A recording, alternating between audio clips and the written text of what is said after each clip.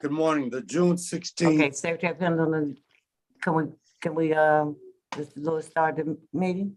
Yes, Oh, Good morning, the June 16th, Mr. Lewis, we 2022. can't hear you. We can't hear you. Can you hear me now? yes. I can Okay. hear you. Good morning, the June 16th, 2022 Finance and Budget Committee is now called. Mr. Lewis, maybe everyone else can hear you, but I can't hear you. All right, maybe, can you hear me now? Dr. Cole, can you hear him? I can hear him, yeah. I can hear.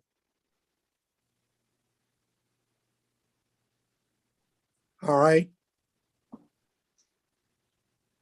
Yeah, I think we good can. morning again. The June 16th, 2022 Finance and Budget Committee is now called to order.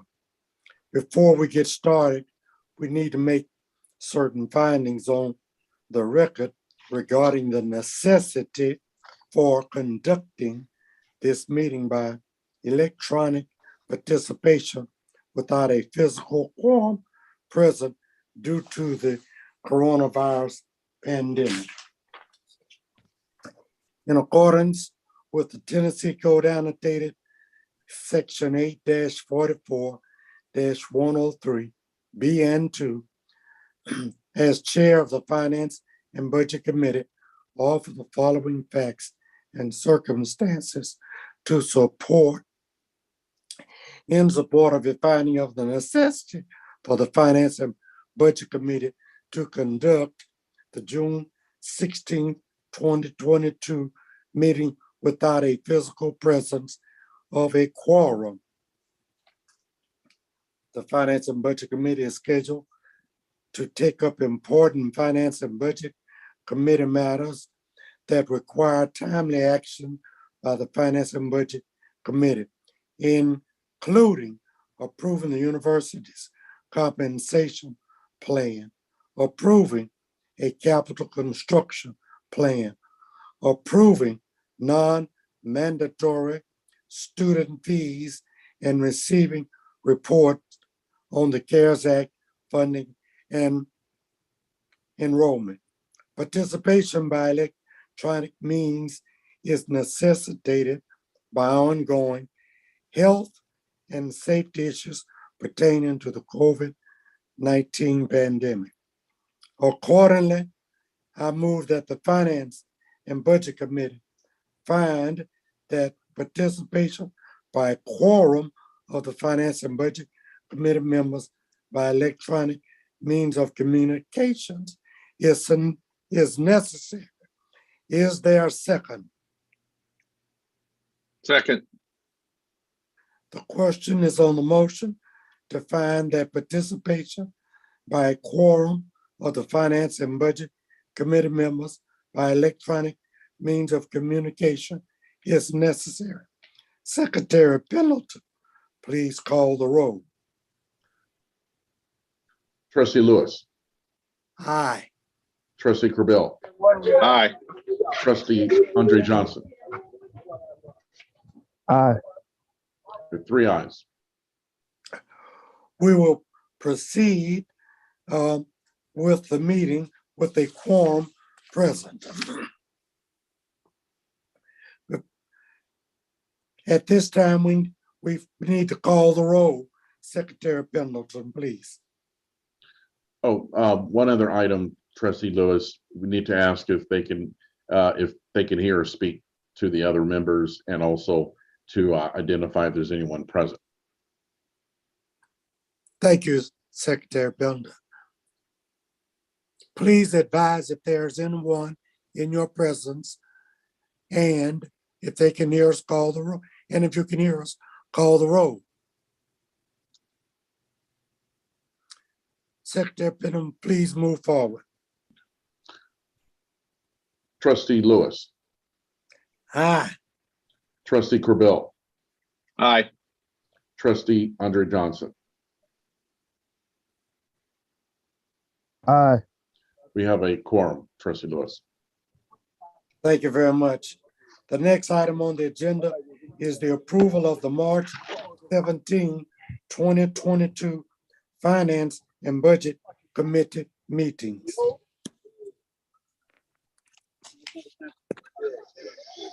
The minutes for the Finance and Budget Committee for March 17 meeting are included for your review in the board material for Are you okay? June Yeah, I'm good. I'm good. 16, 2022 meeting. I move for the Finance and Budget Committee to recommend to the full board for the approval of the March 17, 2022 Finance and Budget Committee minutes as contained in the board material for June 16th board meeting. Is there a second? Second. Any discussion? The question is on the motion to recommend the full board the approval of the March 17, 2022 Finance and Budget Committee meetings as contained in the board material for the June 16th board meeting. Secretary Pidon, please call the roll. Trustee Lewis, Aye. trustee Corbell, Aye. trustee Andre Johnson, Aye. with 3 ayes. The motion is approved. The next item on the agenda is the approval of the fiscal year 2022-2023 compensation plan, 6% increase. The material for this Finance and Budget Committee agenda item are included for your review in the board materials for the June 16th board meeting. Dr. Glover or our designee will provide information in connection with this agenda item. Thank you. I'm going to ask if Doug Allen could present this. The CFO. Thank you. Yes, ma'am, Madam President. Thank you, Trustee Lewis. We are bringing to your attention today, in accordance with Policy P043, an increase to salaries and compensation for faculty and staff of 6%. The state during the budget, they had approved 4% as part of our state appropriation increase, which is 2.06 million. That primarily covers the salary, not so much the benefit side, which yields about 35% on every dollar. So the it would cost the university 2.7 million. It's a total cost of right at 4.8 million, but again, 2.06 million of that is covered by the state, which also covers a small increase in state health insurance that the state provides for the university. So with that being said, I would like to entertain any questions or comments related to the increase for 6% for the 6% increase. And I do want to say this, that this is the first time that I know we've asked for a 6%, something that at that level for the faculty and staff.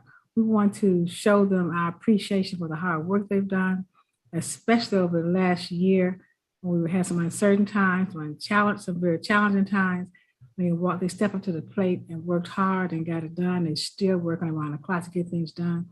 So while they're asking for the government's only going to approve 2%, we've worked with Trustee with VP Allen day and night to try to make these numbers work. And we're comfortable now that we can make 6% work within our budget. President Glover, on behalf of the faculty, we thank you very much for your recognition of our dedication and involvement. And so thank you so much. We appreciate it. Thank you, Dr. Lewis. Chairman Lewis, I have a question. This is Steve Corbeil. Just for maybe for Mr. Allen and Dr. Glover, do we know what the other state universities are providing for staff this year or next year? Just for by way of comparison. If I may add, I'm not sure. Dr. Glover may be able to better answer that question. I don't know if they've released that information or not, but Tennessee State is in a unique position to where Nashville is an extremely expensive area to live in. So any any way in which we can help offset those costs with a reasonable budget in which, again, Dr. Glover and I spent lots of hours going through these numbers. So to answer your question, I'm not sure at this present time. I'm Okay. thinking, I don't know either, but just from conversations, it's going to be around 4.5%. But I want to add that we should address that in previous years. There are some years we didn't authorize raise at all. And we need to ensure the competitiveness that we become as competitive as we possibly can, which is why we're trying to push in the 6%. Dr. Glover or Mr. Allen, what is the average wage at TSU, including everybody high and low? What is our average roughly? We did that 2 years ago, but I think the average was somewhere in the 50s. Okay. I So don't I know just- the exact number now. I just read yesterday that in order to live here, to VP Allen's point, someone would need to make about $80,000, $85,000 a year to live comfortably in Nashville. So if our average was 50 a couple of years ago, In then the 50s. I don't think 6 is out of the question at all if we can afford it. And not every day, but regularly, I talk to faculty and staff who don't want to come back in. They want to stay out because they can't afford the gasoline now. Some live out near Murfreesboro, some live out near Clarksdale, but they outside of the Davidson County limits. And because gasoline prices have gotten so high, it still makes it so cost prohibitive. We're trying to close the gap. We've not done a formal salary study in a number of years. And speaking with our new faculty senate chair, she's informed me that they're going to do a salary study, and that'll be very beneficial to us, so we can see exactly where we are. What Mr. Allen and I did, we looked at various, like the deans and various chairs and various faculty, see what they were doing, what they were making in the other universities. So we're just trying to get caught. We're not near up to their levels yet, but we're getting there. On some we are, and some we're not. We're not near the average, but we're approaching. So we're just working to get within the same limits that the other schools are, so we can be competitive. Some, and 1 or 2 areas we were competitive, but the others we were not. And just to be clear, President Glover, you know, I support this 100%. I mean, 6% is, given the current inflation numbers, and particularly as Mr. Allen said, the Nashville specific numbers. It's just a question of, again, how do we look at it from a longer term perspective? Are we looking at it by job categories? I think you just answered that question. Have we done market studies? Because there might be job classes within the university that are way behind. And the way to look at that would be to have the HR folks look at where are there pockets of higher turnover, because that costs the university more money. So if you have a pool of money like this or others, does it make sense at some point to really look at the market? Market adjustments are not across the board, but there might be some different pockets we can fund. So I appreciate what you all have done and try to address the issue. It's a moving target, as you said, but there's different. I guess I'm just suggesting there's different ways to look at this pool of dollars to address high turnover, and particularly when we get that market information is going to be vitally important, I think, for all of us going forward. So for whatever that's worth, I just wanted to add that. And we agree, HR is reviewing it, and I've spoken to Trustee Martin about it very generally, but we're going to ask her expertise as we, just to kind of look over some of the information we have, because that we need a subject matter expert just to make sure we're on the right track. But we thought about doing merit increases along with this, but we thought the pool was not large enough to do the merit increases this time, but I want us to move toward merit increases so that it wouldn't be across the board all the time. But this time, to try to bring it up in line with some of the other schools, we thought we'd try to do it. We do a 6%. We went back and forth from 5% to 6%. But finally, we kept moving things around and working through it until, it's kind of dangerous having 2 accounts at the top. But we kept moving around and working on that one weekend until we said, okay, we can do 6%. That's where we landed. Thank you. And I'd like to add to that, a compensation study is great. looking at other areas, other universities. But as I said before, we really need to look at where we are, the market here. Nashville is in a unique situation right now. And even if we compare and do compensation studies with other universities of like size, it's hard to compare to Nashville, Tennessee. So just keep that in mind as well. Agree. Thank you, Dr. Glover and VP Allen and Trustee Corbell and Trustee Pinnock. I sit here and I think about the fact that I've been down this road before. And I would encourage you, Dr. Glover and VP Allen, to move forward for something in addition to this in our next budget.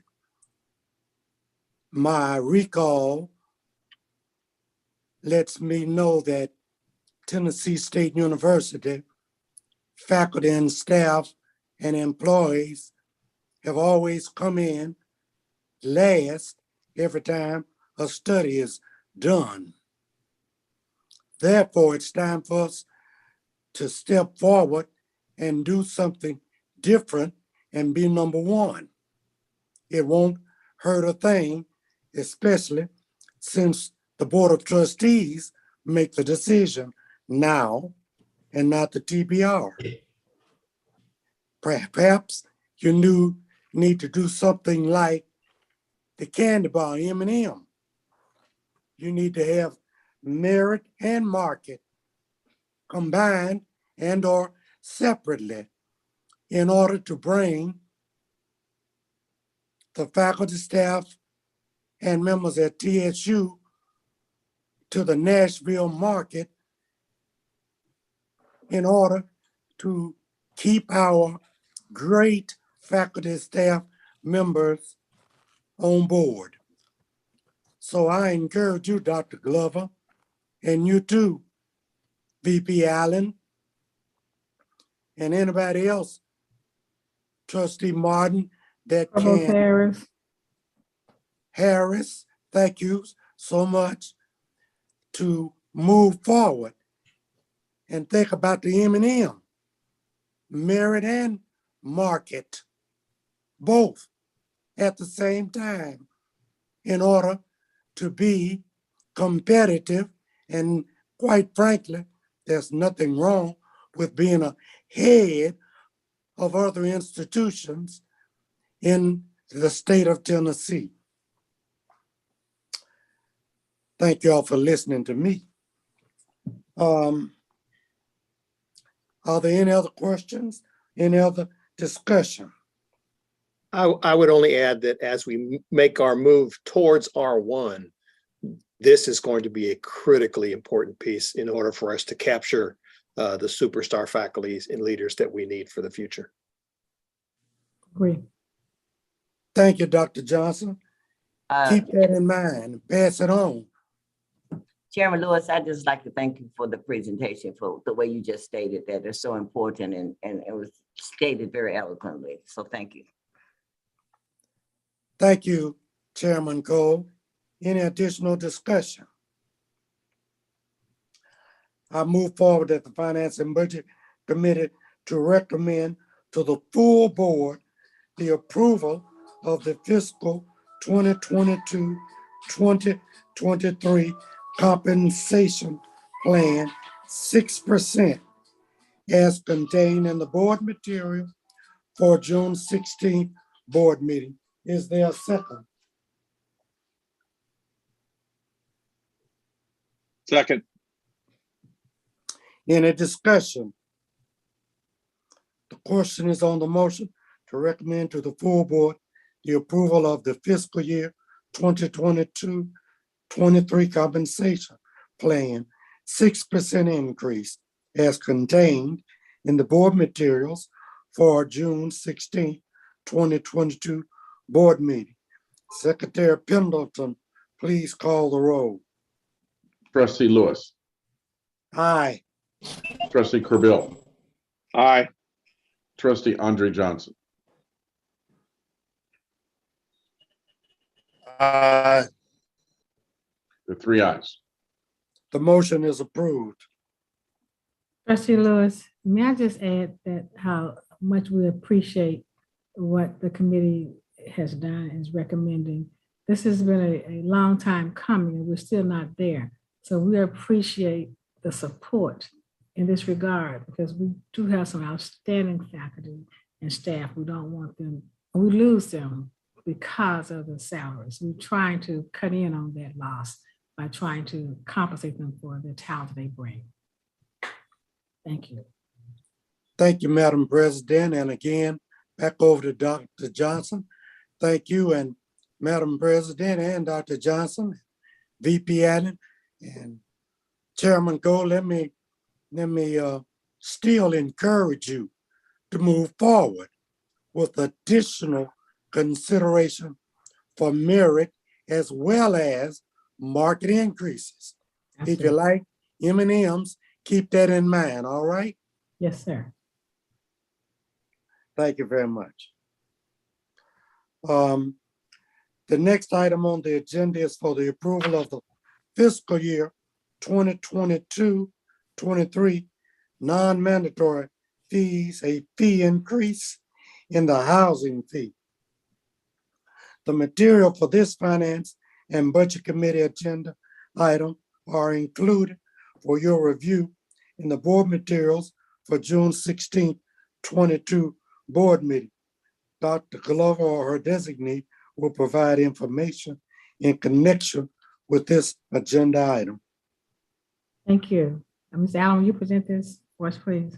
Yes, ma'am. Thank you, Madam President. Trustee Lewis. We are requesting a 5% increase in student housing. A couple things I want to note is that we as a university have not increased housing fees at least over the past 7 to 8 years. So we've really not kept up with our ongoing deferred maintenance issues. With that being said, a 5% from a student perspective is right at $187 per semester, okay, or $375 roughly per year. That's a very small cost, again, to maintain and upkeep the residence halls, as Dean Stevenson had mentioned earlier, until we retire some of these older buildings.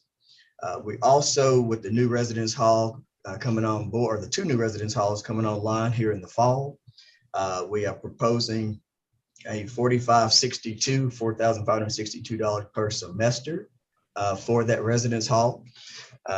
That cost in itself, though we will have the newest residence halls in the state of Tennessee, this is still less than some of our sister institutions in their current residence halls as it currently stands.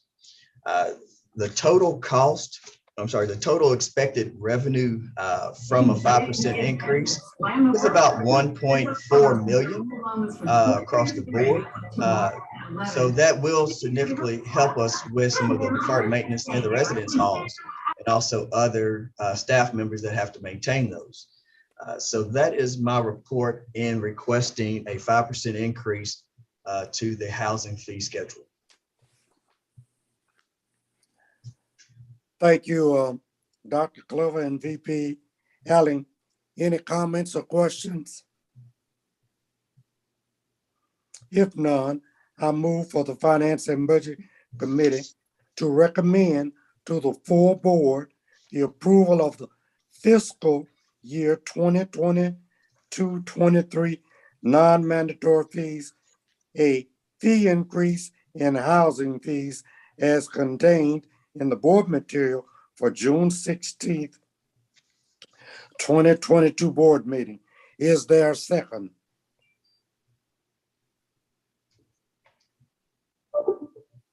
Second. Any discussion? The question is on the motion to recommend to the full board the approval of the fiscal year 2022-23 non-mandatory fee, a fee increase in the housing fee as contained in the board material for the June 16, 2022 board meeting.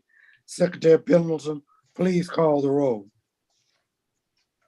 Trustee Lewis, Aye. trustee Corbill, Aye. trustee Andre Johnson, Aye. 3 ayes. The motion is approved. The next item on the agenda is the approval of the fiscal year 2022-23 non-mandatory fees, a health science fee. The material for this Finance and Budget Committee agenda item are included for your review in the board materials for June 16th, 2022 board meeting. Dr. Glover or her designee will provide information to connection with this agenda item. Thank you. Ms. Allen. Thank you, Madam Chair. Madam President, thank you, Trustee Lewis. Want to note that back in the fall, there were several students in the dental hygiene program that reached out to our president, and they were very concerned about the fact that they could not get the equipment they needed for their class. Students were 3 to 4 weeks into the semester without having the required materials. We partnered with a third-party group in which TSU will pay the vendor, and we will then charge the students for these particular kits. This will allow the students to have their kits the first week of school and not miss that critical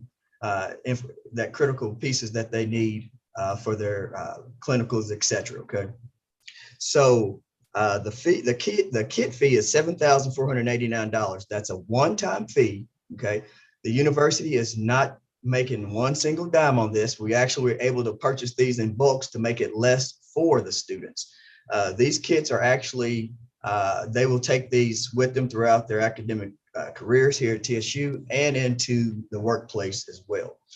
So we are just requesting, again, the mandatory or non-mandatory fee for the supply kits as it relates to the dental hygiene program. If I can add a little bit more to the story here, this is my home college.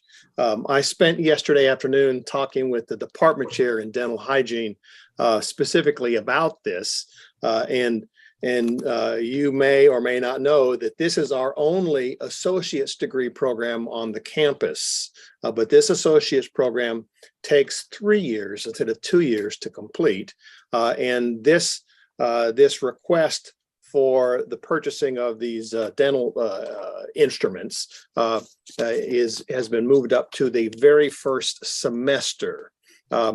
It creates a very, very high economic bar for entry into the field when the intent of the program is to increase the diversity of professionals in this field. So when you think about you're paying $3,500 for tuition, but you're paying twice that again for this set of materials. You're talking about a $10,000 semester one barrier to entry.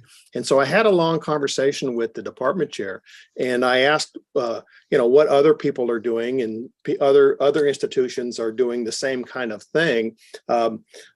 He explained to me also that this set of equipment is not required once you join the profession, because the dental agency provides you with that stuff. So the only time you need this equipment is when you're actually studying and working on mannequins and patients while you're here. So I asked the question about why the institution wasn't providing these pieces of equipment for students to use in our dental clinics, and then charging students perhaps a maintenance fee to keep the equipment sharp or replace pieces of the equipment, as opposed to having every single student buy these very, very expensive packets for the time period. And the response that I got from him is he wasn't aware that the institution might be willing to upfront purchase enough of that equipment that we could have students use. It's much like setting up a biology lab, but instead of having a lab in which you provide the microscopes and all that equipment for them to do chemistry and biology experiments, you're requiring students to buy their own instruments to bring into the lab, and it didn't make much sense to me. And so my concern is that if our desire is to increase the diversity in the profession, a $10,000 high bar to entry to see in semester one, if you are even interested in this, is a very, very difficult the bar to reach. And so I encourage them to go back and think about purchasing all of the instruments that you would possibly need for all of the students, and then simply charging a sharpening and a maintenance fee, as opposed to having everyone own their stuff just for this time period. And so the other thing that was clear to me, and Mr. Allen has explained this, is that this fee is being charged right now, but it's not included in the estimation of total cost for financial aid. And so they have to wait until their financial aid comes in, and they can't apply it directly. And so this measure that they're trying to do creates that ability to use that financial aid money to pay this thing off right away. So they do get their kits. The essence is why aren't we providing this equipment for them to use? Right. And a single capital outlay and then a maintenance fee makes more sense to me if we're trying to remove the economic bar to entry to the profession. And so that's just my two cents. I'm not a voting member on this committee, but if I was, I would vote no on this.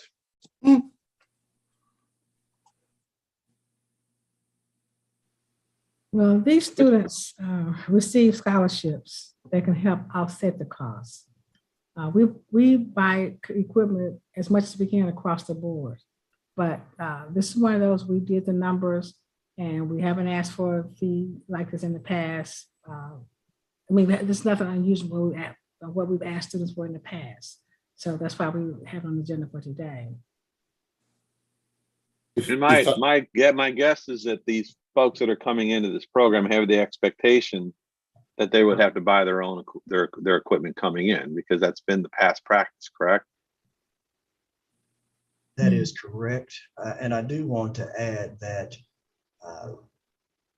the students understand that there is a cost associated with attending a university and being in specific programs. You have other fees for biology or whatever the case may be. So our goal was to ease the burden and to make sure that the students had their equipment the first day of class, so that they're not behind 3 to 4 to 5 weeks into the semester that could potentially put them further behind. So that was our main goal behind this. And as Dr. Glover just mentioned, several of our students receive additional scholarships and other forms of assistance to help offset their costs. So this is something that we've looked at, but the students are aware that it is a cost for that particular program. And they don't have how many? They don't have And how many? to do it.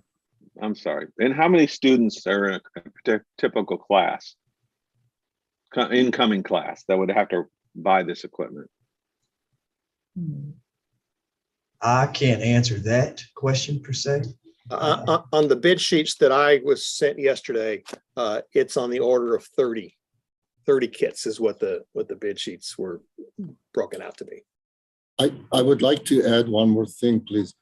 We know that the cost, and this is in support of President Glover proposal here, the average cost for an associate degree across the country is $22,692. Our students still are below that average. So I do not see them being disadvantaged by the proposal put forward. I have a question. Dr. Glover, has there been any concern, it's kind of a more fundamental question, any concern with supply chain at this point, that the equipment is available and can be acquired on time? There, to the extent there are supply chain problems everywhere, Yeah. it has not skipped over TSU. Yeah. So I don't know that there's a supply chain with this problem, this purchase alone. Okay. And I can say there's a supply chain everywhere, as we know. Yeah, the way, If I may add- the way it was explained to me was the vendor wouldn't release the kits until they receive full pay. If That was the issue. I may add, Trustee, we've just had a visit of a accreditation agency, and there were any issues in terms of supply chain as of last month. I don't know what will be tomorrow, but as of last month, I can share with you that the accreditation team was here and we had the equipment that is needed in place.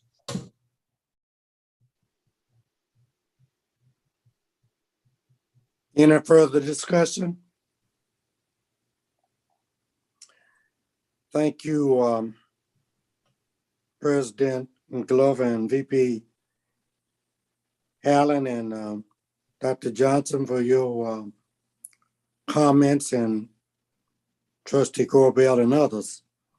If there is no further discussion, I move for the Finance and Budget Committee to recommend to the full board the approval of the fiscal year 2022-2023 non-mandatory fee, a health science fee, as contained in the board material for June 16, 2022 board meeting. Is there a second? Second. Any further discussion? The question is on the motion to recommend to the full board the approval of the fiscal year 2022-23 non-mandatory fees, a health science fee, as contained in the board materials for June 16, 2022 board meeting. Secretary Pendleton, please call the roll. Trustee Lewis, may I say something, please? Please, go right ahead. Thank you, sir. I just want to make it very clear, when I noted the average pay for an associate degree across the country of $22,692, and comparing that to where our students are and what they will be paid, that the proposal that is brought forward by President Glover is an excellent proposal, and our students will not be disadvantaged. To the contrary, they are very competitive and in an excellent shape. And with this fee, they are still in good shape below the national average. Thank you. Thank you, Mr. Harris. Dr. Harris. Secretary Pendleton, please proceed with the roll call. Trustee Lewis, Aye. Trustee Corbell, Aye. Trustee Andre Johnson,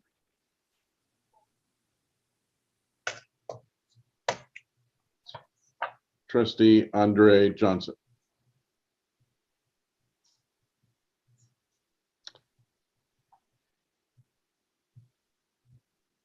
okay, well, we have two ayes. That's still majority. That's fine. Somebody tell Trustee Johnson his phone or his Zoom is on mute, I guess. The motion is approved. The next item on the agenda is the approval of the institutional estimated budget, and I want to repeat, estimated. The material for this Finance and Budget Committee agenda items are included for your review in the board materials for June 16, 2022 board meeting. Dr. Glover or her designee will provide information in connection with this agenda item. Thank you. Ms. Allen? Yes, ma'am. Thank you, Madam President. Thank you, Trustee Lewis. Today, I would like to present the budget for 2020, 21-22, and then the proposed will be 22-23. The first several pages of your packet, I believe it's page 98, to page 106. That begins a budget narrative. I will not go through this entire narrative. This was for your reading. I thought it would provide more context to the numbers that are presented within the budget. I'm going to focus your attention on page 107. That should be the summary of unrestricted funds, expenditures, and transfers, July budget 2022-2023. So for the estimated budget, total E&G expenditures, we are looking at $133.9 million. Our mandatory transfers and non-mandatory transfers are consistent, bringing the total E&G expenditures to $136.4 million. We go down the next line there to auxiliary enterprises. We see that we have a total projected cost of $30,604,600, bringing the total to $167,076,800. For the July budget 22-23, we have an increase for our total E&G expenditures of roughly 3.5% or $4.8 million. The largest increases, but let me back up a second. When creating this budget for FY 22-23, we got input from each cabinet member, and I want to thank each cabinet member as well.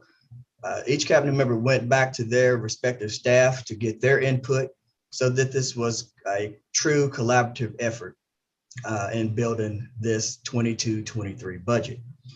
So again, many conversations, late night, early morning with Dr. Glover, and we were able to finalize this budget and being able to meet those needs.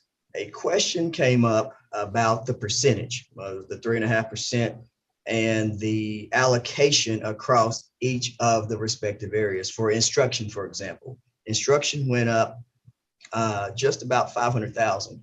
But I want to keep in mind that this does not include some of the adjunct faculty that we budget for as we go throughout the semester. So once the fall semester kicks in, we may realize more adjunct faculty are needed, and we have set aside the funds for that.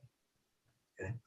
Institutional support, you will see that that number actually increased just a little less than $1 million. But interesting enough, we've had more staff members taking advantage of taking college courses here at the university. So there's no exchange of cash, but it still is an expense that you record for financial statement purposes. So we're glad to see that folks are taking advantage of taking classes here and furthering their education, again, just to be even better employees here.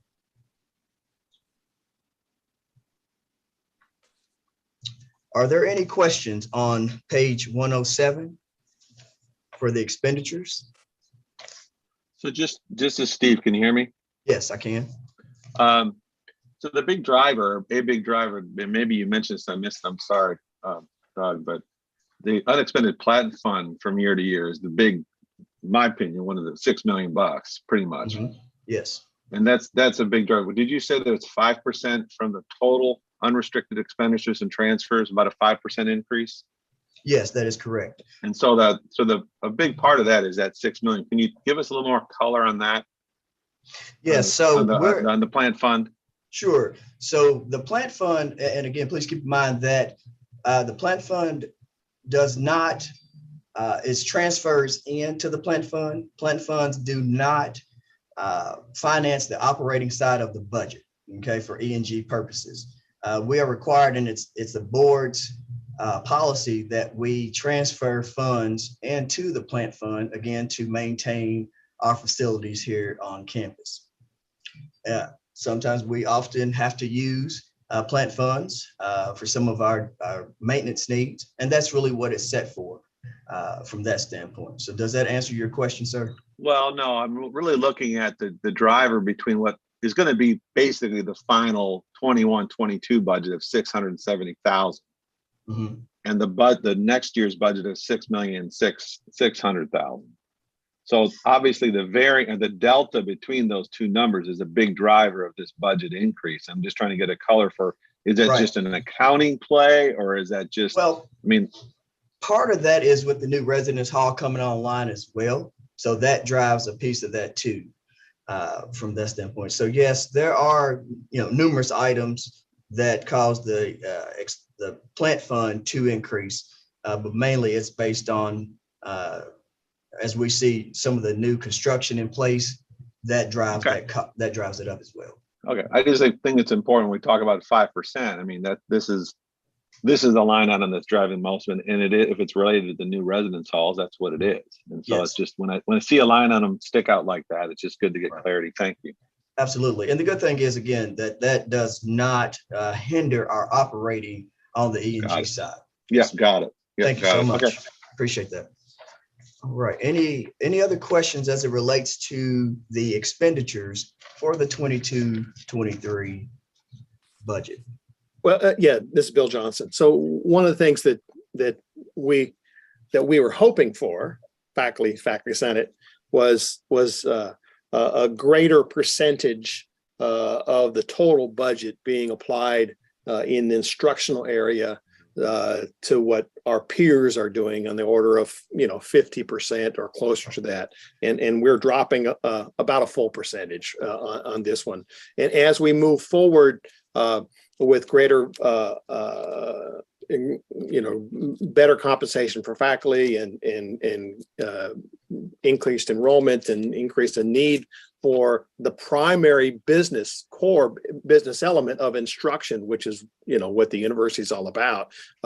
I would hope that as we build future budgets, that we would be able to direct a greater percentage of our budget towards the actual business core of instruction. So I would encourage us to, as we build new budgets and as we reframe how budgets are created, that we kind of keep that in mind. So. And Dr. Johnson, to your point, and I appreciate that, a couple of things to note, that we as an institution are hovering right around 48 to 49% of the total budget for expenditures in instruction. Dr. Glover made a point not to make any cuts to instruction. As a matter of fact, we actually increased the number of faculty and other staff in the academic area by 15 for this upcoming fiscal year. And as I mentioned earlier, please keep in mind that a portion of this does not include that part for adjunct faculty. So we did not decrease the instruction budget. We actually increased everyone's budget across the board. And instruction is the driver for any institution. But I just want to say that we still have those particular costs that we have to keep in mind, which then drives that percentage up. Also, and I'll get to this I'll just go ahead on the revenue side. Our state appropriation, we received $1.7 million in performance funding, additional performance funding.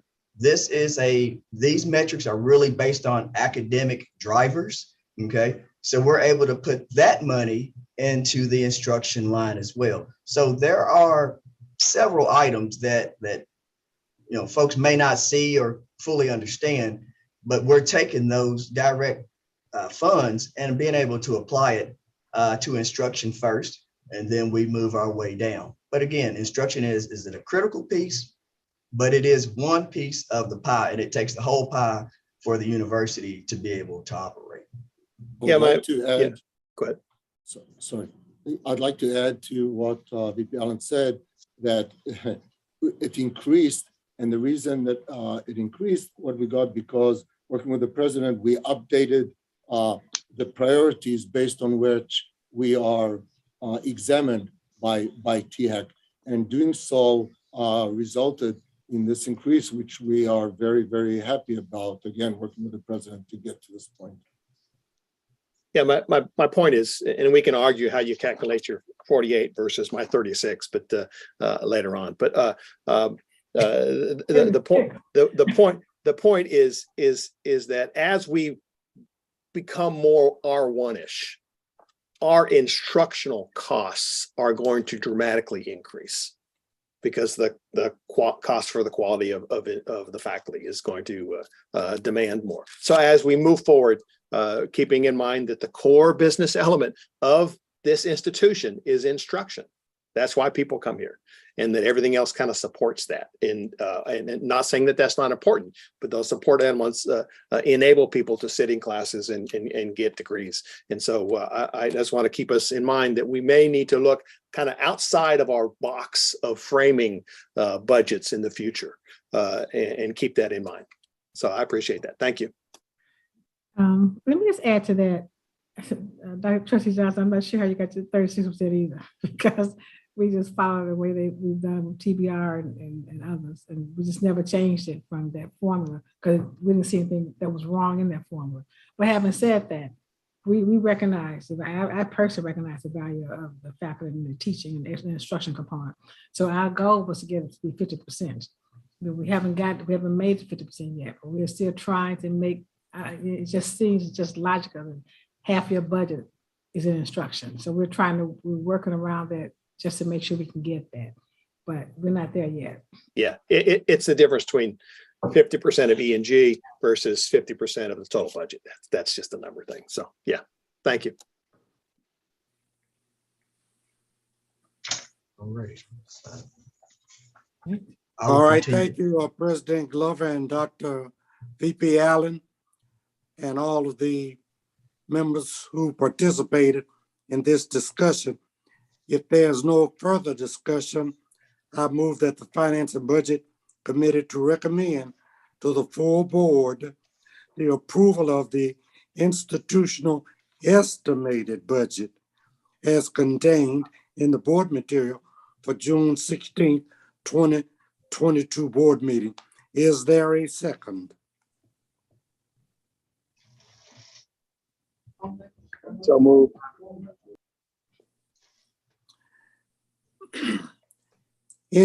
It's been seconded. Any additional discussion? I forgot to ask, I had written down one question. I apologize, Chair Lewis, but for Not a Mr. problem. Allen. Yes, Mr. sir. Allen, one of the key budget assumptions is enrollment. What was our budget assumption for enrollment next year? Yes, so we actually kept enrollment flat. We expect a Okay. small increase, but I'm a very conservative CFO after discussions with our president. So that number remains flat. You will see an increase in tuition and fees.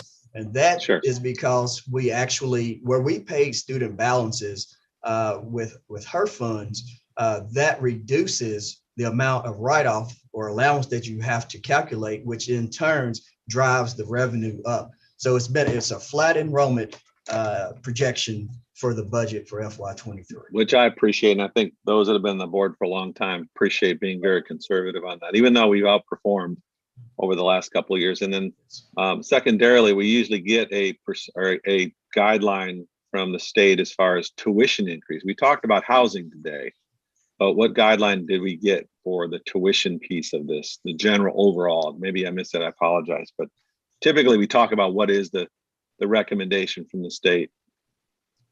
Madam President, I believe I can answer that question, but there was a push for no increase in tuition and mandatory fees because the state provided additional funds with the scholarship dollars. Madam President.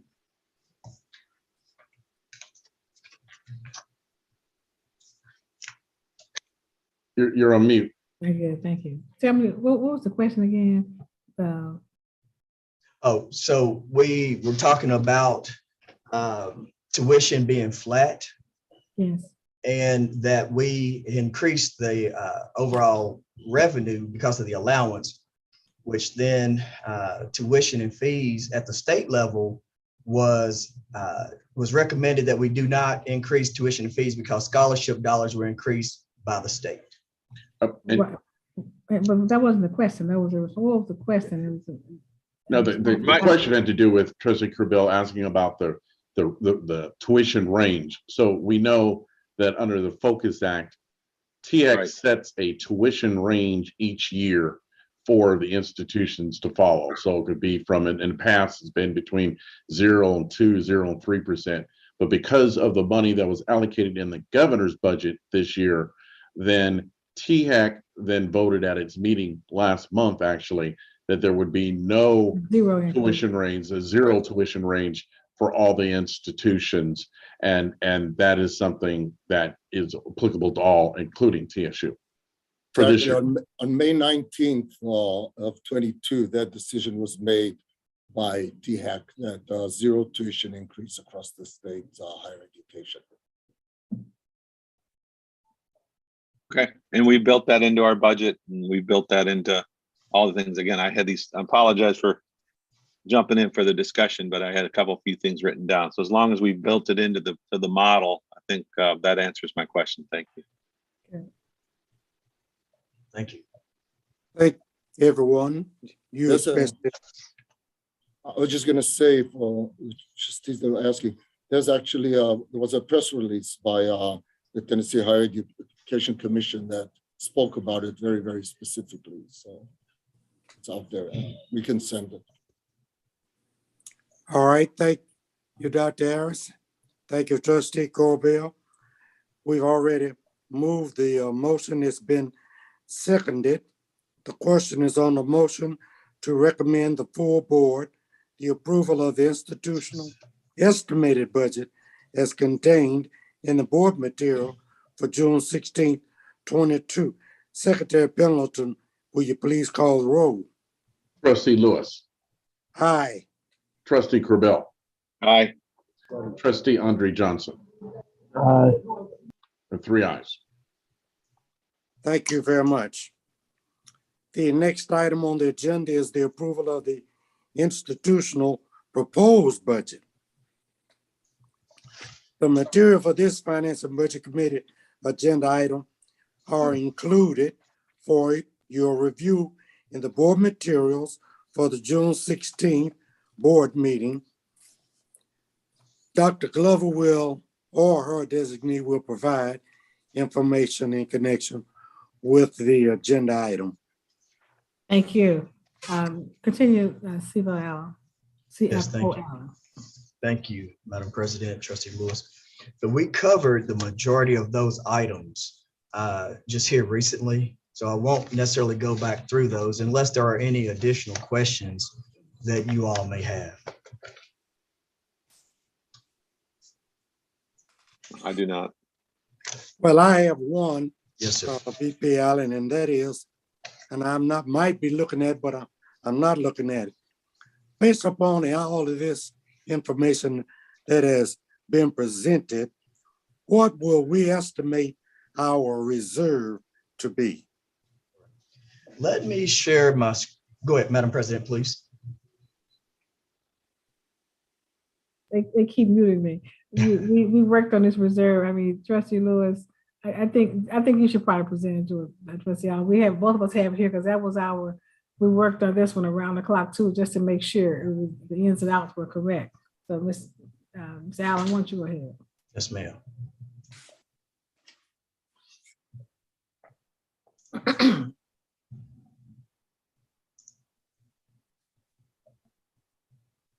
Can everyone see my screen? If you make it a little bigger, I can. Is that better? A lot bigger. Thank you very much. All right, is that better? Yeah. All right, great. So I did not provide this in the packet because I wanted you all to see this really in real time. So where we are as fiscal year to date, as of yesterday, in the far left column, these are the budget numbers that were approved by the board. We had 77 million roughly in tuition and fees. Our fiscal year to date for 2022 is 88.5 million. So we're about 11.4 million up on tuition and mandatory fees. Our state appropriation is 42 million. We've currently booked through June the 15th, 35.9. We still have 6.1 million to record as of June the 15th. So that brings currently for our total revenues, fiscal year to date, 132.9 million for E&G, followed by the auxiliary enterprises of 30.8, brings us to 163.7 million.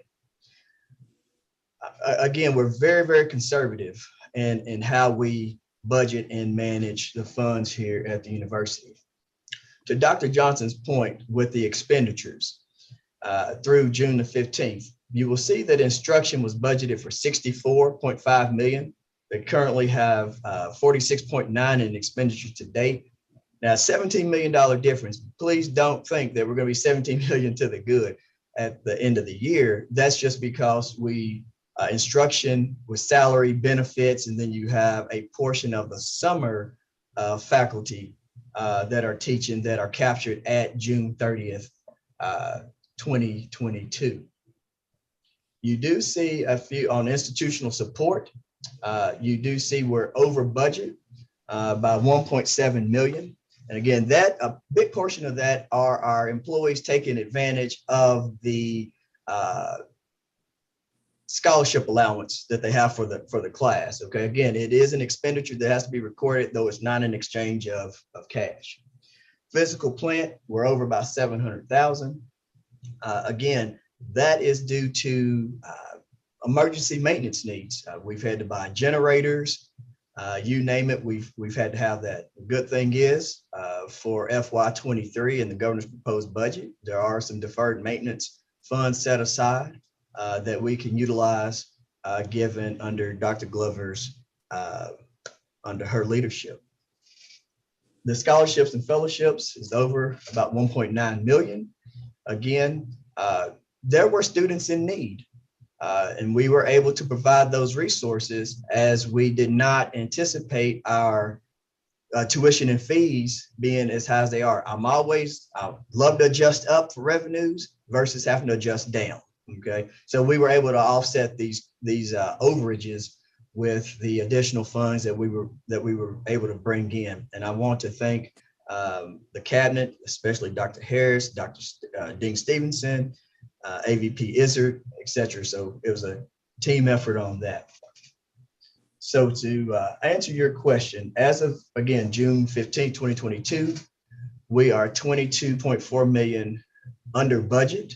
You see that we have projected 1.5 million roughly in excess revenues over expenditures. We look to be in the black as indicated here on this budget to actual form. So Trustee Lewis, to answer your question, I can't necessarily give you a dollar figure, but we will be able to add to our reserves. And that was a strategic initiative that Dr. Glover actually mentioned to me when I first started. So, and we understand the importance of that. So will we end in the black? Yes. Will we be able to add funds to our reserves? And the answer to that also is yes. I really appreciate your response, but I still have concern about you not being able to estimate what that number will be.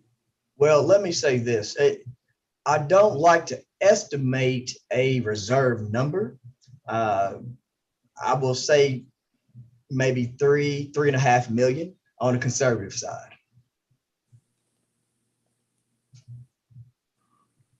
Is that an increase or a decrease? No, from the sir, last time?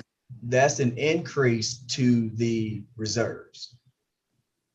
3 to 3.5 million increase. It could come in more, but I'm comfortable saying 3 to 3.5 million. That's for this fiscal year? Yes, sir. When we close the books for June 30th, yes.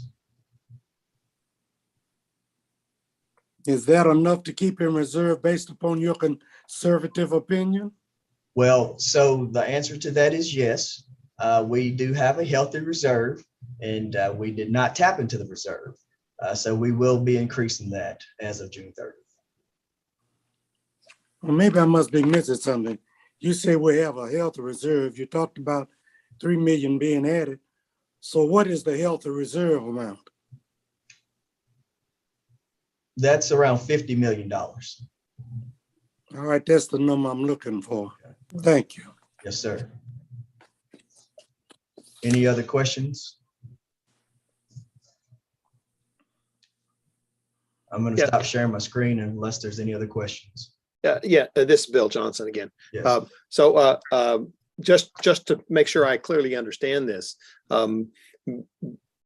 we're about to break even at zero with zero debt, right? Isn't that the other key thing? We have very that- little debt. We have very little debt on our books. Right. We just have one residence hall. And of course, we will add the new residence halls coming in the fall. But from our sister institutions, our debt to equity is significantly better. And Right. again, but the flip side of that is we've not adhered and taken care of our facilities. Okay. Right. So that has a flip side of that coin. So Sure. Yeah.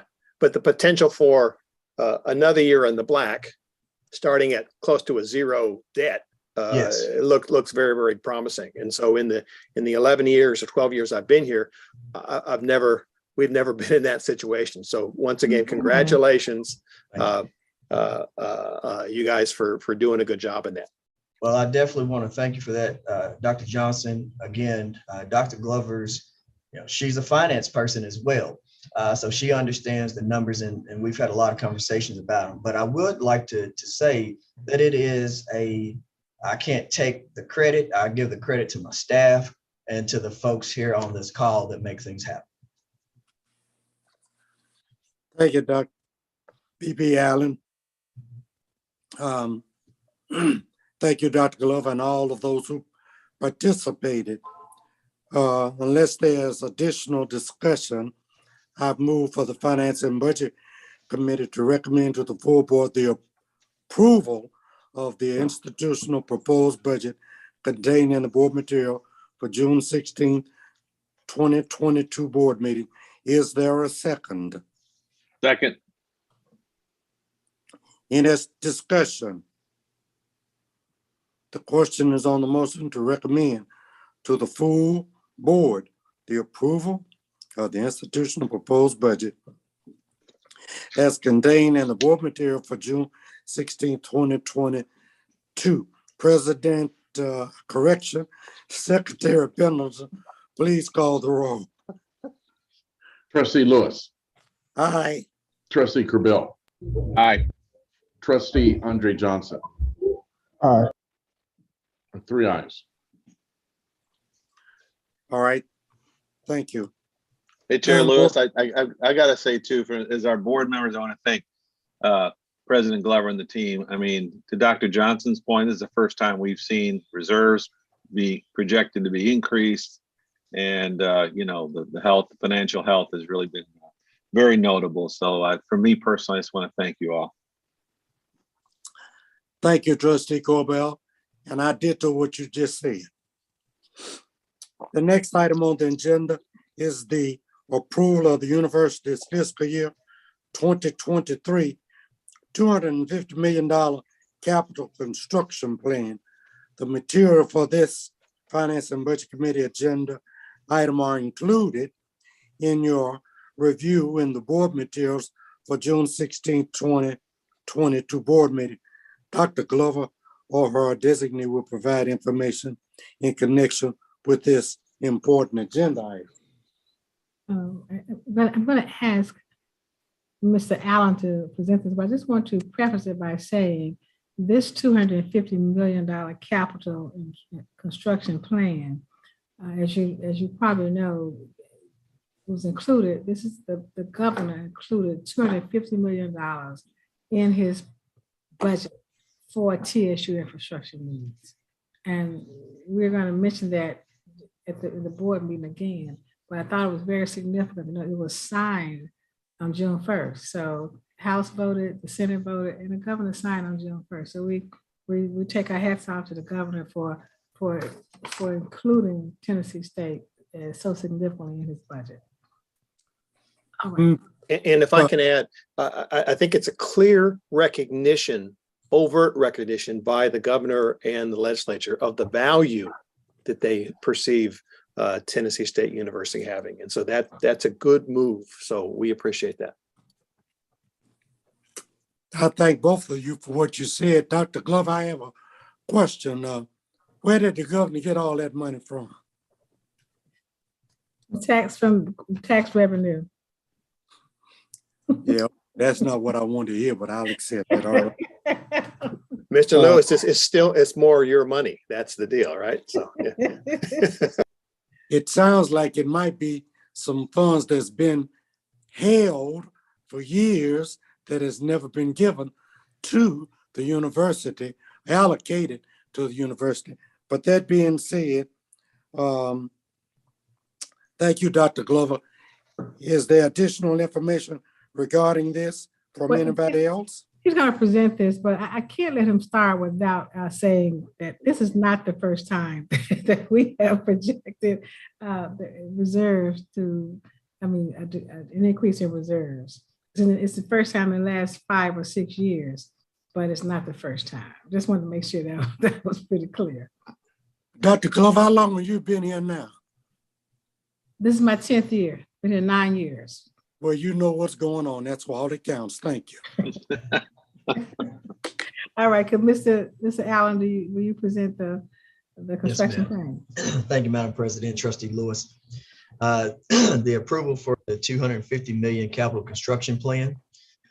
This is broken out into 3 requests. We have the strategic investment request. This is the $250 million that Dr. Glover has just mentioned. Of that, there's $173 million in additional bond funds that are available. That doesn't mean we're going to use them at this particular time, but when you have bond funds available, you also have to offset what those particular projects are going to be for. So if we enter into a project, great, we've covered our bases and did our due diligence with the State Building Commission and others, but if not, it's no harm, no foul. The maintenance request, we're asking for $10.3 million. This is for electrical upgrades, roof replacement, system upgrades for the steam and chillers, and then also electrical upgrades phase 2. Now, the $250 million there, we have a 5-year plan that Madam President has presented to THEC and others that was presented in your packet. So if you have any questions related to that, please feel free. It's very detailed in what the 5-year plan looks like and how we account for the $250 million. Please keep in mind that the state, Dr. Glover has spoken with them, and we will provide very detailed reports at the end of each fiscal year on how we have spent the said funds. There's been a lot of back and forth about this $250 million being used for operations, et cetera. That is not the case. And I want to go on record to say that this is for deferred maintenance needs and also for our facilities and construction. That does not include residence halls, nor does it include athletic facilities as well. Okay. And I want to add that I've gotten a lot of phone calls and messages from people suggesting how we should use the $250 million. We should put in an account, use interest. I have to let people know that this is not a check they're going to write to us for $250 million. They have approved improvements to the campus infrastructure. So we're going to draw down as we've done in the past. So it's not a check in our hands, but it is use of the funds. Thought that was significant for us to know that. Yes, ma'am. Agreed. The last request being the disclosure request. We've requested $146.2 million. The new residence hall we are projecting, I'll talk about that shortly. That's at $102.5 million. A facility operation for football or sports in general for $41.5 million, and then stadium upgrades of $2.2 million. Now, again, these are requests. If we're thinking about it, you have to put it on the docket with the State Building Commission for approval, et cetera, if you do it or not. Okay. Any questions related to the projects that are detailed out for the $250 million strategic investment or the current 22-23 maintenance request or the disclosure request. A question, is there any system in place to assure that minority firms get to participate in the projects that will be supported by these funds? The answer is we're working hard to get more minority participation at the state level. Almost all of our contractors have to come from a state list. So what we have Dr. Johnson, Doug Allen, really working hard, Dr. Curtis Johnson, to increase the minorities, the African-American participation that's on this, to get on this list, to get states certified so they can bid and participate. We've increased that number. We're still working hard. We can't just hire them from TSU ourselves. It has to come from the state's list.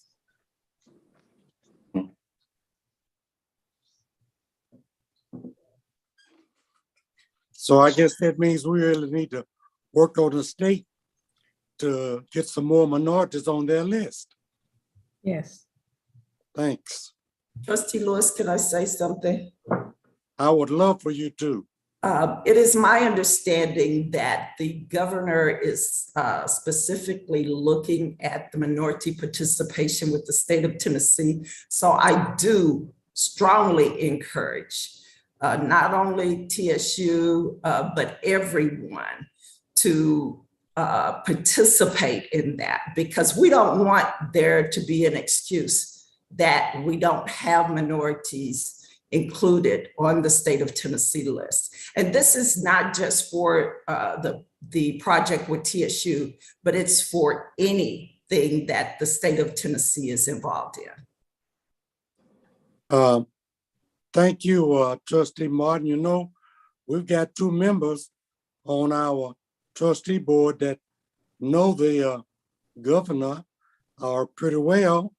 They were both appointed by the governor. One is Trustee Johnson and Andre Johnson, and the other one is Trustee Van Pennock. So I think we ought to utilize the individuals that we are closely associated with to help us.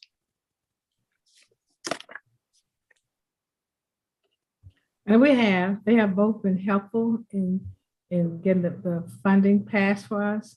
I call up either one, both, and they will just do whatever they can. They go and meet with the governor, they make phone calls. So we appreciate the help that they've given us and will continue to give us. Thank you, Dr. Glover. And I forgot to call your name when I call those other names. Mr. Allen, I have just one question, Mr. Allen. Yes, Just sir. for clarity, maybe you everybody else gets it. Maybe I missed it, but the disclosure requests for like 146 million. Yes, sir. Those are in addition to the $250 million, correct? Yes, sir. That is correct. Okay, thank you. Thank you, Dr. Glover and VP Allen and all of those who have participated.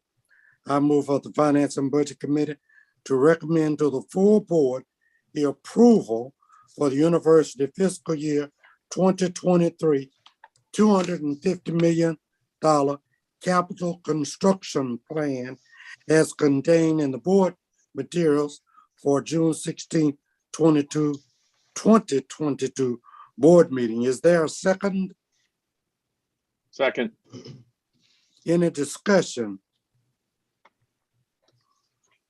The question is on the motion to recommend to the full board the approval of the university's fiscal year 2023 $250 million capital construction plan as contained in the board material for the June 16, 2022 board meeting.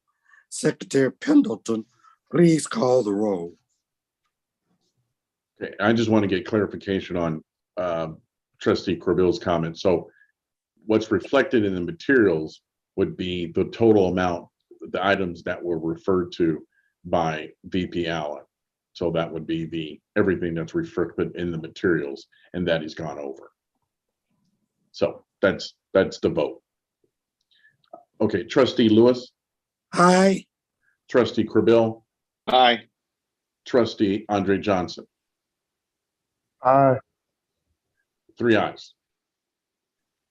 Thank you, Secretary Pendleton. The next item on the agenda is a report on the capital construction public-private partnership for residence halls.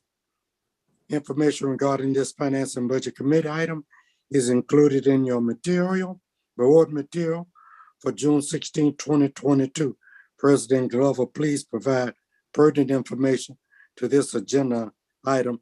This is an informational discussion item, so no vote is required. Thank you. This is the capital construction public-private partnership. So I'm going to ask if the start to discussion, if VP Howard will start the discussion.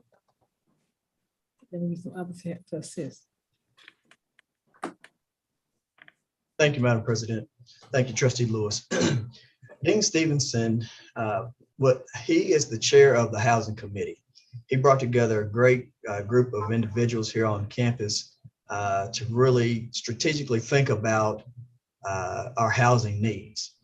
And one of the items that came up was, again, just exploring the option of the public-private partnerships.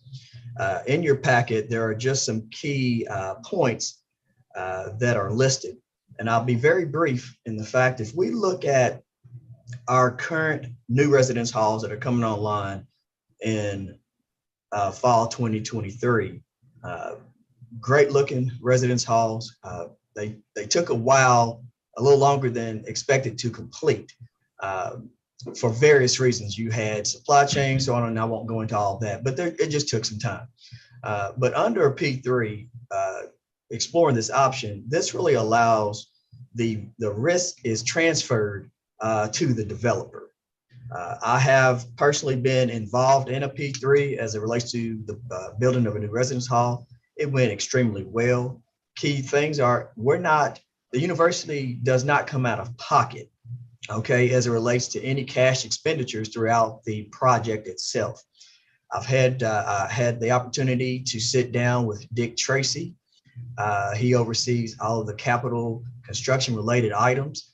And before I brought this to the board, just for an information item, I wanted to get his take as it relates to the state. Some of the questions he asked was, the state could get a better interest rate. Well, that's not true. These are tax exempt bonds that the developer provides. Can get the same rate, and we can get these done faster. As Dean Stevenson had mentioned, President Glover as well, we have a shortage on housing. It is currently in the 5-year plan in year 26, 27, but we really need to fast forward and start really thinking about options to house our students. Dean Stevenson stated, it is very expensive to live in Nashville. The students want to actually live back on campus. So we have unique needs that other universities don't necessarily have. So again, I just wanted to bring that to your attention. One other thing is that when the residence hall is complete, these are normally done within 15 to 18 months. Again, the risk is on the developer. Their fixed rate is fixed rate debt. Okay, the cost of the debt does not change every year. This includes maintenance. So basically, we receive keys to a move-in ready facility. Okay, we don't have to hire extra personnel to oversee it. Any of the mechanical needs, there's a list that they keep as far as their routine maintenance to keep the building up over the life of the asset. At the end of the lease life, we then take ownership for $1, for example. Okay, but it's a well-maintained building. So are there any questions as it relates to the public-private partnership and just exploring that particular option? I left one of the labels, so I had to come back. Yes, sir. I want to add one thing to that. That is, we've not done a public-private partnership in the past, but as you bring more expertise to TSU, as we sit on corporate boards and see how it's done, and we sit on other boards and see how it's done, and we don't want to be left out of something that we know could benefit TSU. The fact is, it's less risk to TSU. It's just no upfront money for TSU.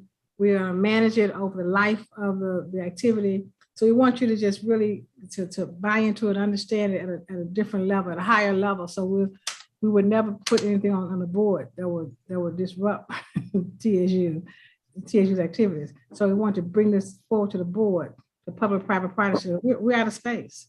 We're out of money for this fall to buy, out of time. Even we have the money, we're out of time for this fall. We're gonna get some private innovative hotel space, but we're trying to maximize this at this moment. You don't need to do anything. I would only add that I know that VP Allen's had experience with this prior to this. This is something that's occurring at universities across the country with respect to the public-private partnerships. And because of the things that VP Allen and Dr. Glover have elaborated on, and for us, our unique needs where we're living. So this is something that is occurring. I go to conferences, I hear what was happening at a number of universities involved in these public-private partnerships. We just want to make sure that obviously with anything that we're doing, that it's in our best interest and that we come out to our benefit. I just have one question. I understand public-private partnerships, but my question will be, will that information be brought to the board? Yes. Those participants prior to the decision being made? Yes. Okay. This will be presented to the board. Okay, thank you. Am I correct in assuming that these buildings would be off-site, not on the current campus? Is that correct? Yes, they're close. Well, and some of them can be, I mean, people have it to where institutions where some are on campus or perhaps off, but you utilize these things for both on your campus and if an option presents itself off campus. Yeah, I see a potential on campus. I see a potential conflict with the maintenance if they're maintaining the building that we lease, right? Essentially, our maintenance people are maintaining ours, and so we have a little conflict there. So It's really not necessarily a conflict. It would just be that our maintenance folks would literally just take care of the existing buildings. And that's part of the P3 agreement, is that you are transferring that risk, those maintenance expenditures, et cetera, without having a change in your annual debt service payment. yeah, I've seen this work with off-campus buildings or close proximity, but I haven't seen it. I haven't seen it firsthand with a building that's built on current university, main land. So this is a concept that you all just want to share with us and kind of get our thoughts on and understand it may come back to us, correct? Yep. Yes, that is correct. This was for information, just again, transparency and keeping you all aware of what we're thinking. And we would then bring full details back to the board once Dr. Glover gives the. I'm sure all of us have had experience in it. I mean, healthcare did this all the time, third-party developers for office buildings on campus. I would just suggest, Dr.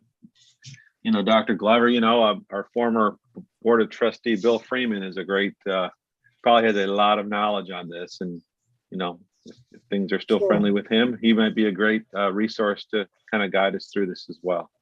He is, and also Trustee Andre Johnson is going to work with us on it. Oh, that's true. Sorry, Andre. Of course you are. Thank you all very much for that information. The next item on the agenda is an update on the CARES Act funds. Information regarding this Finance and Budget Committee agenda item is included in your board material for June 16th, 2022 board meeting. President Glover, please provide pertinent information related to this agenda item This is informational discussion item. No vote is required. Good, thank you. Mr. Allen, will you present this for us? Yes, ma'am. Thank you, Madam President. Thank you, Trustee Lewis. I'll be very brief. I've shared CARES updates over the last several board meetings. CARES funding, of course, is a one-time non-recurring funds. As of June the 1st, we currently have 5.5 million remaining in HERF funding, of which 4.6 million of that is going directly to the students. That goes directly to the students in their pocket. Okay, so we have right at $1 million of institutional aid remaining. We have to date, and again, under Dr. Glover's leadership, it was amazing the number of students that we were able to assist. Her funds touched at least every student in one shape or form, okay, throughout this process. We have to date provided 103 million of the 115 million to students, either through scholarships, through paying off their student balances, purchasing computers, equipment, etc., getting the classrooms up and ready for hybrid. And I want to thank Dr. Harris for that, his leadership in that area. So again, we really supported the students, and I think we used the funds to the best of our ability and provided our due diligence to make sure that our students were taken care of during the pandemic. Any questions? Thank you, Dr. Allen. This may be the appropriate place, may not, but it comes to my mind, we had a tornado within the last 36 months, and we've been dealing with, I guess, the one of those commissions in state government. And I think Dr. Johnson was responsible in communication regarding our insurance. I think we had self-insurance. Did we ever get a report on that particular situation? Dr. Curtis Johnson still on? Yes, I'm still here. Okay. I'm not sure if you have the latest the update on that insurance. Well, thank you, Madam President, Trustee Lewis and Trustee Board members.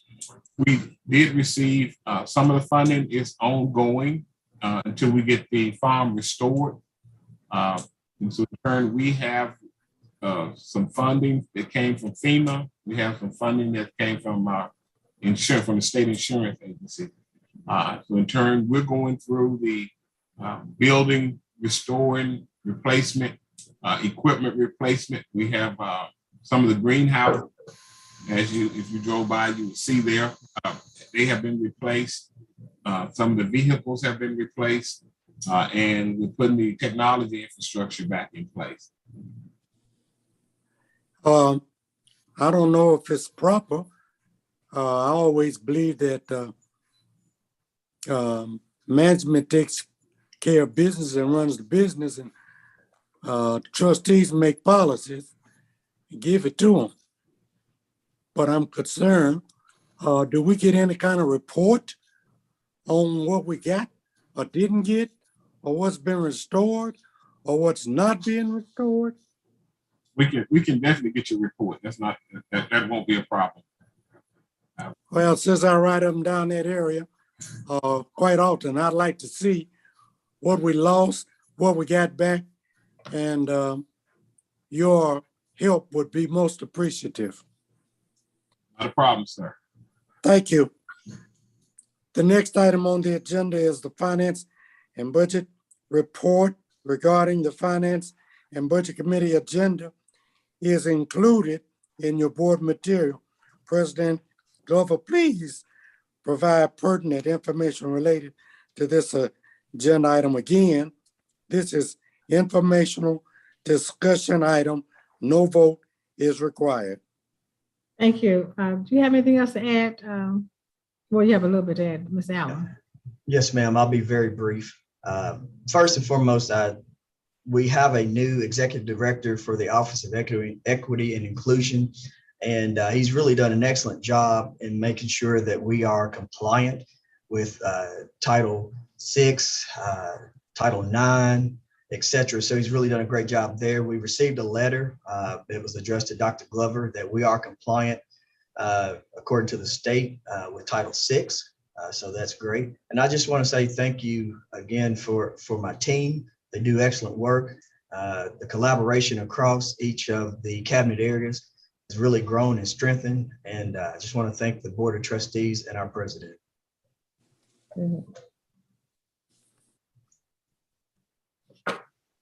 All right, that's it. We don't have. All right, thank you.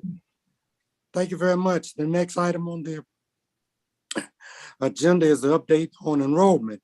Information regarding this Finance and Budget Committee agenda item is included in your board materials for June 16th, 22 board meeting. President Glover, please provide further information related to this agenda item. Again, this is informational discussion and no vote is required. Good, thank you. Mr. Izzard, will you give us an enrollment report? It's in the board book, but please give the highlights. Sure, Madam President. Thank you, Chair. Today, I'll just briefly just talk about the success that we've had since our last time in our last board meeting. I'll also touch a bit on the HOPE scholarship data that we mentioned earlier, talk a little bit about conversion rates, and then a little bit about our retention efforts. In your packet, you've received the undergraduate application analysis that basically outlines the number of students that, through our recruiting efforts, where we are. I really want to congratulate the admissions team, admissions processors, recruiters, digital recruiters. There's been a whole lot of effort put in to, number one, provide a strong class for the fall.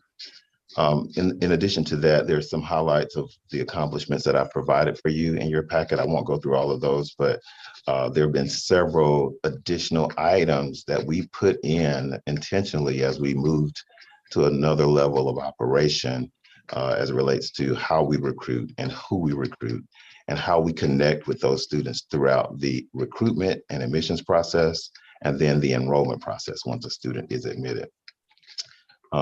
You'll see those details in the pages in the packet, but I would like to highlight some of the things that has caused such an increase in our success of recruiting quality students, namely being the recruitment efforts that I mentioned earlier, but also digital marketing communications, working along with our communications team, and then the increase in the enrollment management staff and our operational procedures.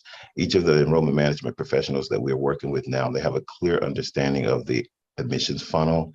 They also understand what the admissions and recruitment process looks like, and then what the enrollment process looks like. Qualified to do this work, we've seen the results from their work.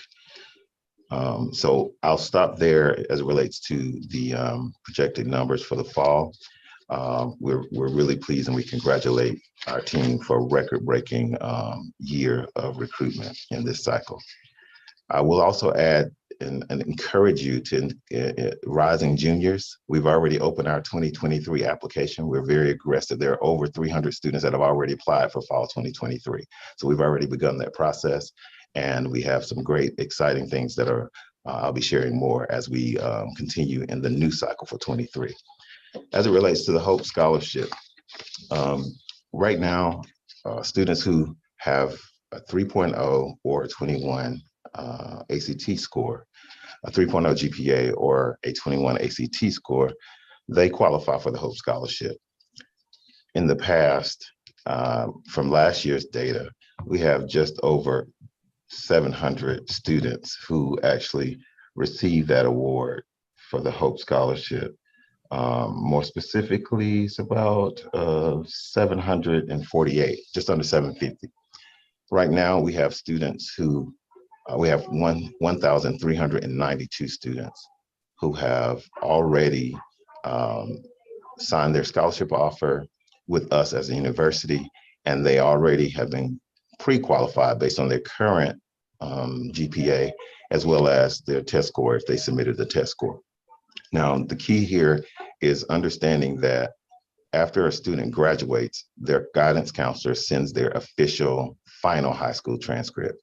And that's what THEC actually reports in terms of the data for the approval for the actual Hope Scholarship. So we'll have more data, but that's our projected number, which really represents almost a 50% increase in terms of the total number of students who will qualify for the Hope Scholarship, 54% increase. So kudos to that team. We do have 2 designated personnel who are reaching out to students in our office. I'm sure financial aid has their team that's on it because they actually handle this process in their office. But back in September, President Glover commissioned us in this office while they're in the enrollment process to emphasize to the student that are in-state students to list our school's name first on their list. So that's the update in terms of the data for the Hope Scholarship. I want to talk a little bit about the class that we're expecting for the fall. We are looking at about 8,100 students in terms of a total enrollment, which is an increase in terms of what we projected for the fall. After all of these new efforts have been implemented, hiring qualified staff, training the staff, and implementing new processes, we've seen a great interest in TSU, and that's we consider that to be a good thing. We also know that in addition to our efforts, people all across the campus, faculty, there are a lot of excited people that are recruiting students to Tennessee State University. And so what our president has done on a national level, what's happening with TSU in the state, our people are out in the community as well. So we've seen a great increase. And so with that data that you see there, typically our conversion rate is roughly about just under 40%. And we also use another metric. And I know Dr. Johnson during our break had asked me to talk a little bit about this and how we work through the enrollment cycle and how we look at projections. So in addition to the overall conversion of admitted students to actual enrolled students, we also have implemented the intent to enroll process.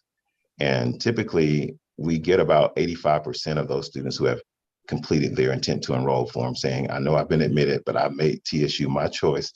And they send in their intent to enroll form and walk through the enrollment process, getting their housing, getting financial aid, getting new student orientation reservations. And so as of today, right now, we've got about 3,700 students, just about 3,700 students on the intent to enroll. So the overall conversion rate for the intent to enroll process kind of puts us at, we monitor that number as we go through the process. I want to just update you on the overall conversion rate from admitted students to enrolled students is between 26 to 30%. With that being said, we use the data, we run a data report every morning at 5 a.m. We look at students that have been admitted, those who have completed their intent to enroll, saying that they're coming. Then we look at those students who have said, I want to stay on campus, and they pay their housing deposit, they pay their new student orientation fee, and then they complete their FAFSA. And that's how we kind of track day to day that what shows up. So I just wanted to kind of talk a little bit about that process. And we're working also in tandem because we have such a high number of students that we're anticipating for the fall. We're working in tandem with our provost, Dr. Michael Harris. And we talk with the deans quite regularly around the needs for classroom space. We know how many freshmen in each college major. We discuss with them as we're doing their advisement, hey, we need X amount of sections of this course. And so that keeps academic affairs in the loop. And in terms of any additional staffing that we need, Dr. Michael Harris leads that effort. I mean, faculty, not staffing, but faculty for classes. In addition to that, Dr. Curtis Johnson, who actually maintains the actual spacing allocations on campus, he is aware, he has a record of all of the classes that are offered, whether the classrooms what our needs are for the fall class, and they're already in discussions. We've talked several weeks about that, and of course, you know, Dean Stevenson and his team are already addressing housing needs. And we also work closely with the records office, the registrar, Dr. Deems, who provides data around the number of classes and sections that are needed. So we feel strongly about the process that we're going through. This is exponential growth. It's a good problem to have, and we're managing this process daily. Lastly, one might ask, hey, well, you've got a whole bunch of new students coming in. What are you going to do to keep them? And so I've been working with VP Allen, President Glover, Student Affairs, as well as Academic Affairs, and making sure that we have a strong plan for supporting our students. There are just 3 or 4 highlights there in that area. We've launched a new student services team, the academic advisement plan. We've got a new strategic plan for academic advisement, which enhances the student success efforts, as well as aligning and collaborating with student success efforts that are going on across the campus. We track and we daily track and monitor our academic student learning outcomes, as well as non-student learning outcomes. And that helps us to better monitor how our students are doing. I'll close by saying that VP Allen also mentioned our efforts with the international, VP Harris mentioned international recruitment as well. And so having that team on board to help us with our international population has also increased our reach in terms of new potential students for the fall. That concludes my report, President Glover. And board members, I'll turn it back over to you. All right, Dr. Glover and Mr. Izzard, I thank you all for their report. I have 3 comments I need to make if you all will indulge me. Number 1, I don't know why, but I do a lot of, I react based upon how I feel in my gut. Some people will say based upon the Holy Spirit moving through your body. This hope situation, Hope Scholarship, came up simply because he reminded me about money that is in the state of Tennessee passed out by the lottery people. And I want to know if we're getting our fair share. Well, I got some information. Surely we want quality students. That's a no-brainer. But do we have enough people soliciting quality students? Now that's important. And I think I heard Mr. Izzard said 2 people, and somebody else might have 2 people. Well, maybe, and I'm not trying to micromanage, don't get me wrong, maybe y'all need 8 people out there soliciting people for this Hope Scholarship. And let's keep some of this Tennessee money, especially Tennessee lottery money, in Tennessee State University. Number 2, I just wrote it down. Graduating students is our most important product.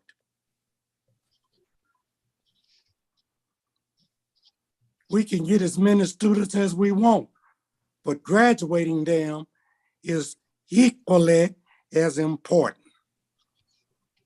And finally, I'm back on another subject. M&M, they melt in your mouth. Market and merit.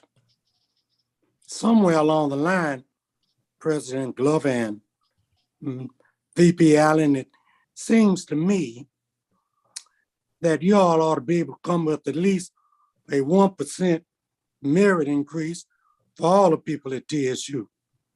If not merit, a COL, cost of living increase. We're always behind and we're always playing catch up. So I'm saying it out loud and I'm saying it at a committee meeting.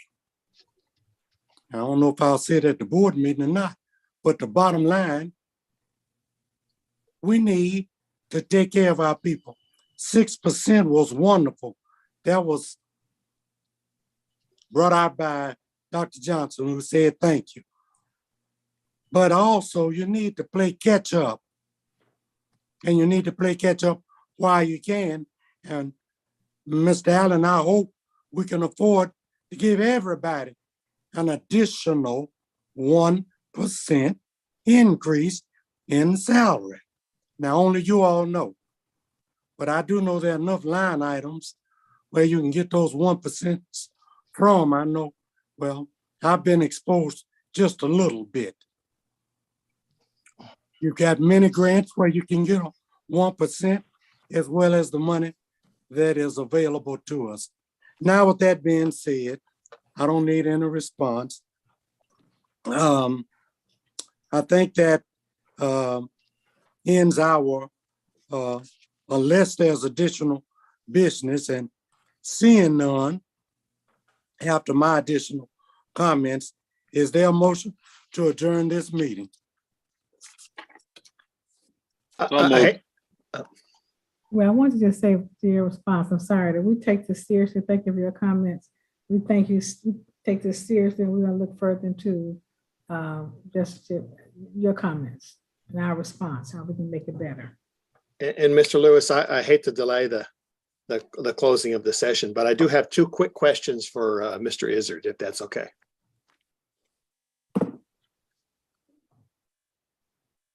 Okay. A while back, we asked for greater information regarding the retention numbers, percentages for freshmen, sophomore, and juniors. Can you provide that for us for our next meeting? Okay. Absolutely. Since the retention is the key, right? You know, admission and then holding on to them. The other thing is can you talk a little bit about where we are with degree works and what the delay would have been for degree notations and transcripts for this last spring group? Yeah, so what we have done, and this transition probably happened maybe about 2 months, not many months, maybe 2 to 3 months. I just inherited that unit that's responsible for degree works. And as I assessed the work that they were doing, of course, they were already doing quality work, but along with the actual realignment of that office back to enrollment services, there was a staffing change. And what makes degree works work properly is having updated information. And so we have in-house or on our team, of course, there needs to be a scribe that automatically goes in and makes whatever changes there are. If a student has selected a major, changed the major, or if the major program of study has changed or been updated, of course, faculty or the department chairs communicate that, and then that has to be scribed and updated. So that delay, I think, has caused that, faculty knowing who to communicate with. And then number two, as I inherited that team, of course, we reviewed all of their staff and all of their functions. And so I noticed that there were several staff turnovers. And so hiring a new team member, several team members to handle that. That's what caused the delay. Okay, thank you. In talking with my faculty rep colleagues across the state, who also use, almost everybody's using degree works, right? At least in the state of Tennessee. They've indicated to me that they don't have an academic group doing the coding and building of the decision trees in degree works, that they actually have the Eleusian group, the real hardcore programmers actually doing that. And they don't seem to have the difficulty that we are having. Is that a potential consideration? Or yeah, I'm glad you brought that up. Just very briefly, I will tell you that it's not rocket science. Even the coding piece is not rocket science. We have an Eleusian group. They manage their areas, by that team. However, I'm open to considering doing what's best for our campus and exploring the best option to get the results that we need. Thank you. Ms. Lewis, may I make a comment very quickly, please? I want to thank Mr. Izzard and Mr. Stevenson, Dr. Harris, Mr. Johnson, Dr. Johnson, excuse me, all of you all that are going to, of course, have additional responsibilities as a result of the tremendous planned exponential growth that we've had. And I just want to leave one thought. This has always been my comment, and that is that I think it's wonderful. You've done a great job in bringing these students, no matter what department it lies in, but I'm going to encourage that department. Let's make sure that we do an equally great job to honor what he's done in bringing them in servicing these employees. I'm talking about, I'm going to call them, I said employees, excuse me, students. These are our clients, and we need to properly service them in all areas so that the work that is being done by these individuals is worthy. And I support you, Mr. Lewis, 100% on anything we can do to better and improve this for our staff. Well, if there's no further discussion, Madam Chair Cole, I turn this meeting back over to you. Well, thank you. And thank you, Mr. Lewis, for a great job on handling that meeting. And for always giving us your points of view. I appreciate that so much. Also, is there anything? We need to, did we do a motion to close this out? That's what I was going to ask you. To adjourn, so. There was a second, yes. Okay, so let's go ahead then and take the roll and to adjourn. Trustee Lewis, Yes, sir. Trustee Corbill, Aye. Trustee Andre Johnson. Aye. We have 3 ayes. I would have then adjourned the meeting.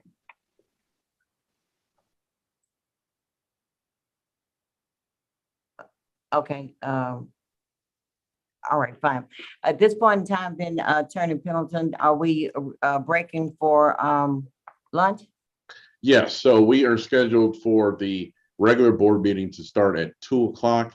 And Dr. Arlene Nicholas Phillips has sent to you the link, the separate link for the board meeting.